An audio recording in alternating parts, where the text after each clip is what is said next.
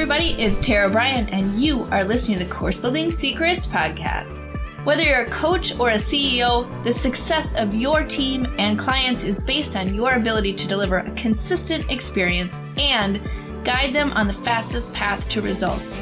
This podcast will give you practical, real-life tips that you can use today to build your online experiences that get results and create raving fans. Why?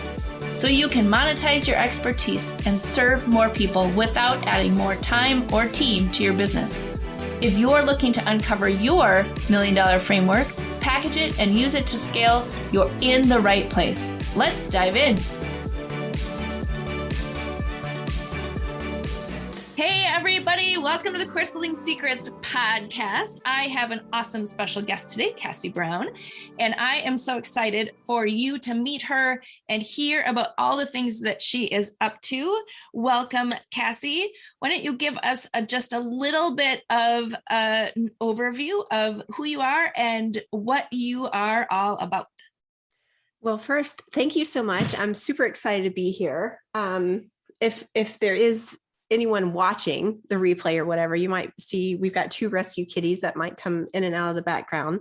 But I'm a mom of four. I was blessed enough to marry my high school sweetheart. But our life has not always been rainbows and butterflies. We've had definite shifts and challenges and pivots along the way. I am an entrepreneur at heart. And I love helping people step into the lifestyle businesses that they really want to build, that builds up the alignment of spending time with those that they love, whether you have a family or you want to travel, and really zoning in the expertise. So it's simplifying business and just creating one singular path to what your expertise is and serving and creating the impact that you want in the world. So a lot of what I do is around coaching and consulting, scaling on the brink of 6 figures to 7 and 8 figure businesses. But most of all, like living in alignment with your soul-filled purpose and doing it in a way that's just unapologetic and really puts you into that arena of being worthy of being part of the people that you serve. So I'm really super excited to be here and just share more about that journey. And I'm happy to answer any questions along the way. Tara, you know I love you, and I am so excited to see you on this path and being such an amazing leader in this space.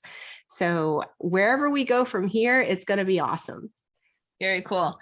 Awesome. So excited that you are, that you're here, that you're doing what you are supposed to be doing. So share with us a little bit. So our audience are course builders, agency owners, people who are doing one-on-one work, shifting to group, shifting to putting their expertise into a packaged program. How do you help, or what advice do you have for people who are on that journey of maybe they're burnt out, maybe they're kind of maxed out in their one-on-one? How do you help them transition? What kind of tips or tricks do you have for them to transition into some packaging what they're doing? Oh my goodness. Okay. So first and foremost, I want to say, I know exactly where you are when you say burnout, and in preparing for the podcast, I know we had a little bit of conversation. I feel like I've had like 4 cycles of burnout in my own life. And I used to run a Facebook ads agency. So I know what it's like to wear all of the hats, to be responsible for the sales, for the delivery, for the creative, for the brand, and all of that type of stuff.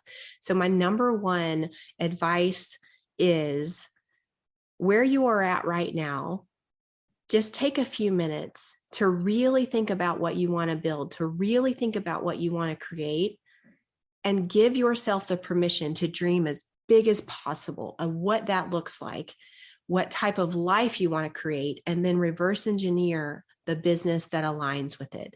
And when you say burnout, it's usually because we think we have to be in a continuous hustle loop, that we have to be the one solution, the only person that can do everything in our business. And what I really encourage you to do is, when you're reverse engineering, pinpoint what your one thing, the one zone of genius is that you bring to the table that feels effortless for you, like as easy as breathing, because that right there is the one thing that you can scale in your business. And I'm willing to bet you're probably undercharging for, because it feels so ridiculously easy that you can do it in your sleep, that you should not, which is a dangerous word to have a conversation with internally. You should not be charging X, Y, and Z because it is so fun, it is so fulfilling, and it is so easy. But that is what your clients and your customers want the most, and is honestly the most valuable thing. And if you can create a business structure in a no-nonsense way to get them the result faster, you've just changed your life. And so I would encourage you to really do some digging and see, does my business fit what we just talked about right now? Am I working towards that type of business, or have I not even given myself the time and the space to evaluate? Because sometimes we build a business and we're trapped and we're like, how the heck did I get here? Mm-hmm. And I just want to let you know, you're not the only one that has had those internal conversations. I've had a lot of niching down. I've had a lot of kind of pivots and refinements and evolutions. And, you know, there's some in the industry, especially in online, that have made people feel shameful for shifting their business model or changing something. And I don't think anyone should ever feel guilty for doing what is best for them in their life and in their business. Mm-hmm. That's awesome. I love that. So one of the things is that so often when we get started in our business, we start from our skill set, right? We start from what we've maybe been doing in corporate, or maybe what we went to school for, or whatever our expertise is. We sort of start from that technician or skill set perspective. One of the things I love about you, Kaci, is that you have taken that skill set, matched it with that purpose and legacy and sort of the bigger sense of who you are, and match those together. What advice do you have for somebody who is sort of in that space of, you know, maybe they went out on their own because they were really good at doing the thing, and now they're finding that maybe there's not as much purpose or maybe legacy in that, and there's something else that's calling to them?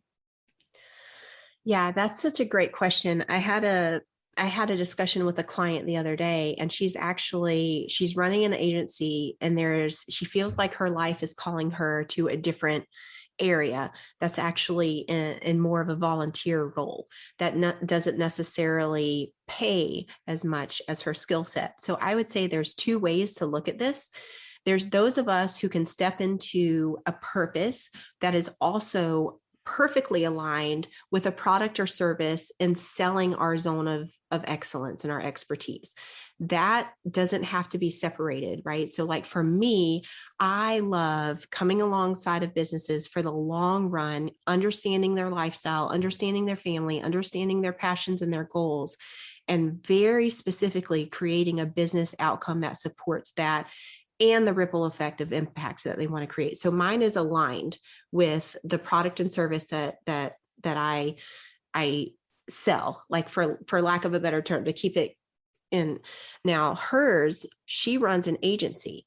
We're coaching her on how to step into the CEO role of that agency so she can maintain the scalability and the income that will support her in being able to not only have the free time to volunteer, but also the resources to divert to, you know, building whatever she wants in association with that nonprofit that she wants to support. And I'll give another example. One of my clients, one of the first clients that I have, is a dog trainer. And as they started to scale, like they are like doing really, really well. They're very humble about their numbers, so I won't get into that here. But not only does this business support that family, but it also supports 5 other nonprofits. So I would encourage you to evaluate your skill set and see, is this something that 100% aligns with the work that I do on the output that I create that is in alignment with my purpose, then great. If it is not, is it something that I want to leverage to essentially create the cash flow for me to build orphanages in Africa, to support organizations that rehabilitate sex trafficking? Like there's different ways for us to support that purpose in different ways. And I think it's just getting really, really creative about what we're going to do to leverage the skill sets and the talents that God gave us and that we're blessed with. And there's nothing wrong with also going all in and making a complete shift to where just figuring out, because if it is a nonprofit, then what is the skill set that you bring to that nonprofit and how can you market that? Like there's different ways to do it, but I would say a lot of people start their business because they figure out a way to make money. And the first evolution that we realize is that if we only keep our decisions based on the amount of money that we can create, we're totally limiting the potential that we have in ourselves and the potential that we have for impacting others, because impact is leverage. And when you have a fire lit in your soul to create something bigger and better than yourself, you are going to push yourself harder. You are going to push yourself further. You are going to inspire your team and the people who work with you more than you ever thought possible by just creating X, Y, and Z widgets, selling them for a 30% profit margin. Mm-hmm. Mm-hmm. Yeah, so powerful. I love that. Great examples. Very cool. So one question I always ask everyone, well, I ask the women that I interview, is as a busy mom, business owner, and wife, and everything else, how do you fit it all in? How do you focus on all of the things that you need to focus on and focus on yourself and making sure that you are kind of feeding your purpose and your soul as well? Okay, so I took a deep breath in because this is one that I have been working on for years. And in one word, I can summarize it, but I'd really like to dig deep into it. And I'd really love for you to share too how you've incorporated it in your business, because I think as women and moms, we have this idea of a role of that everything that we have to be to everybody. And we typically are low man on the totem pole. Everyone goes before us. We put ourselves last. But the one word that I want to share is boundaries. And also like worthiness. Mm-hmm. In serving other people, I struggled this for a really, really long time, that I put all of my worth into what I could do for other people. And then if I wasn't doing for other people, then what really did I have to contribute to, and not even society, but like my family? Like what was my purpose outside of that? And in the last couple of years, I've realized in my heart of service that I get to be included in that list of people that I serve. And it is an untangling of a lot of guilt that we've put on replay and loop in our minds, that I can't take this time to do X, Y, and Z because somebody needs me to do something else. And when we realize the people that we love in our lives want us to take care of ourselves as much as they appreciate us loving on and supporting them, we give them the opportunity to be that support for us. Mm-hmm. So in the recent months, like in this new year, I started going to the gym. I started swimming. I started focusing on my health. I've started reading more. I've cut back the amount of time that I work. I work 3 days a week so that I can support my family, but also so that I can have a couple hours a day to do whatever I want to do without feeling guilty. And that could be just sit down and have a glass of wine and read a book. Mm-hmm. So, but it took me putting the boundaries in place first to be able to carve out those pockets of time for myself. And what is really surprising is when you start carving out those boundaries and only taking sales calls on a certain day, or only doing X, Y, and Z on other days, you realize that not only you respect yourself more, but everyone respects yourself more. And so I feel like that's a 1-2 punch, is the boundaries and the worthiness. And I definitely would love to hear how you've incorporated the same thing, because I know this is something we talk about a lot. Yeah. Well, and it's absolutely the same thing, right? Is the boundaries and saying, here's the time that I need in order to show up. It's like, when you're on the airline or on an airplane and they say, put your mask on first and then put your kid's mask on, right? You cannot help them if you have no oxygen. And that's so much, the lessons that I've learned too is what do I need to do to show up for myself, take care of myself, so then I can show up better for my clients and my family and everything else. So I think the more we can do that, the more we're able to give, and the more we're able to stay fulfilled. Because for me, I wake up earlier than the rest of my family. So I can have that time. So I, work out, I read, I have my coffee and my quiet time. And it's funny because when like one of the kids will wake up early, I'm like, no. Like, go back to bed. Right. Like, no, this is mommy's time. But in the same sense, like, they know that it's my time, right? They know that if I'm, reading, or I'm, working out, or I'm doing whatever, that's mommy's time. And unless there's some sort of emergency, they've gotten pretty good at doing it. But for sure, the worthiness of like, this is something that's important to me that I need to make time for. It's easier now. The kids are a little bit older. They're a little bit more independent versus, when they were little and it was, they were toddlers or whatever, and it was harder to do that. But so very important for all of us. And I think boundaries and worthiness, those are two totally key words. So if somebody's listening and they're struggling with that, I would absolutely recommend, how do you set those boundaries, and even the boundaries within yourself. Like, I think the worthiness is a boundary that you're setting to say, I am worthy.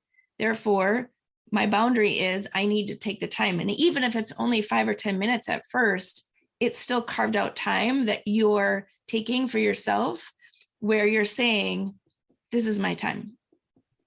Yeah. That's how it started for me. And it's funny because like, I knew myself enough that I knew I had to kind of like, I had to manipulate my own way of thinking. Mm-hmm. And we have 4 kids. We have 2 boys and 2 girls. I'm very self-conscious about the way that I teach the boys and teach the girls. Like, there is an equality, but there is also like, I understand the view that I need to set an example for our sons. And I also need to set an example for our daughters. And what really got me going into this is when I first started doing this, the commitment was I was committing to 8 hours of self-care a week. And if you are an entrepreneur, a solopreneur, scaling or building anything, that 8 hours a week are precious. Mm-hmm. So that was really hard for me to maintain, because I had already reverse engineered my schedule to be able to take the kids to school, to pick them up when they got onto the bus stop. And I wasn't compromising on that. So my 8 hours had to come from somewhere else. Mm-hmm. And it came from like the working time. And that was already a struggle. But then I also kept playing, like I replaced the loop of guilt in my brain with, what do I want my daughters to see? Mm-hmm. I don't want them to see a mom feeling guilty about taking time for herself. I want them to be excited when I come home and that I got my nails done. I want to take them to get their nails done sometimes, and I want them to experience that. I don't want them to feel guilty about doing something for themselves, mm-hmm. right? Because there's a pendulum swing that if we go too far to the right or to the left, we can completely be selfless to others, but like completely like exhaust our own internal resources to be able to be that servant that we want to for others. So I had to come back to the center. And I also didn't want to create an environment where my boys saw, and they created this definition of a mom that was always at my beck and call, always available for everything. Like there was a balance of independence that I wanted for my kids, and also to make sure that they had that self-confidence to know I want them to serve. I totally want them to serve, but I don't want them to serve at the detriment of themselves. Yep. So and powerful. I had been living that example for them where it's like everybody first, right? Like shirt off your back, which is not a bad way to be. But it does get to be kind of murky when you don't include yourself in that grace. So for me, it took like rewriting that program in my brain to see like, what am I really communicating with my kids for me to finally like commit. And now it's a lot easier. So it's still one of those things where you fight for those boundaries from yourself. But it's totally worth it in the end, because it's such a better and more peaceful existence. Yeah. Awesome. Very cool. Well, so I have two more things very quickly. One is, what book or resource or tool do you recommend for our audience to help them with either their mindset, their purpose, or even packaging what they're doing in a different way? Okay. All right. So there's a few books, because I have gotten to read a lot of books lately. I will definitely say, for the mind shift of just totally shifting your filter on what's really, really important in life. A Man's Search for Meaning by Viktor Frankl. Yep. And I actually just finished one called, in the US, it's going to be pronounced Lady Clementine. But in the British, it's Lady Clementine, for Winston Churchill's wife. And what's interesting is everything that we just talked about, like with the way that women struggle with boundaries and things like that. Like we're talking about a story of over 2 world wars, supporting her husband as the prime minister, and seeing just a glimpse of the inside of almost 100 years ago, women who struggled with the same thing. Interesting. And so I really liked the perspective of that book, and it's historical fiction. So it's a little bit of based on fact and research, but also like where the author took the liberty to fill in some gaps. But I think the way that it represents like just the humanness of us and what we do as wives and women and you know, in business and out, it really just shows how much more work there is in having conversations. And I feel like these conversations extend to the brand and the way that we do business, because the moment you put your human back into the business that you create, that is someone that no one else can compete with, because you are only you. You're the only one with your experiences, with your perspective, and the way that you can communicate and connect with people. And that's powerful. The more that people realize that that is part of their magic that they bring to the table, the better off we'll all be. Very cool. I love it. Okay. And then the last question is, where can people find more about you and what you are up to, if they are interested in being a part of what you've got going on? Well, I'm actually under a rebrand right now. So the new website will be up soon. This podcast is actually probably going to light a fire under me. So the main website is going to be kacibrown.co. And that's KACI. My mom was crazy creative, and definitely connect with me on Facebook. I like to show up there in social media and Instagram and things like that. And that is Kaci Brown HQ. And I am very active in my private messages and DMs, because conversations really, really are important to me. Awesome. Very cool. Well, thank you so much for being on today. We appreciate all of your insights, and I look forward to the next time that we connect. Absolutely. Thank you. I hope you enjoyed today's episode. The best thing you can do is to take action on an idea or tip that resonated with you. To help you take action, I have a free gift for you that you can download in the show notes. During each episode, we publish an action plan worksheet and other helpful takeaways from our speakers in the Course Building Secrets Creators Lab. To register for free, click on the link in the show notes. Enjoy.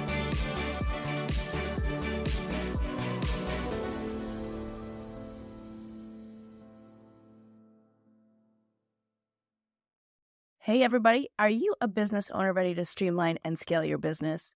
Imagine solving the biggest business challenges with clarity, a strategy, and a clear plan. Hey, I'm Bryan, and I want to invite you to take the first step towards transforming your business with a free 30-minute discovery call. This call is an opportunity to discuss your goals, identify key challenges, and learn how my mentorship program can help you achieve the success you're aiming for. In just a half hour, we'll explore how you can scale your business by enhancing your authority strategy, engagement strategy, and retention strategy. You'll get personalized advice and a clear path forward. Ready to take the first step? Click on the link below that's in the show notes to book your free discovery call now. I hope to talk to you soon.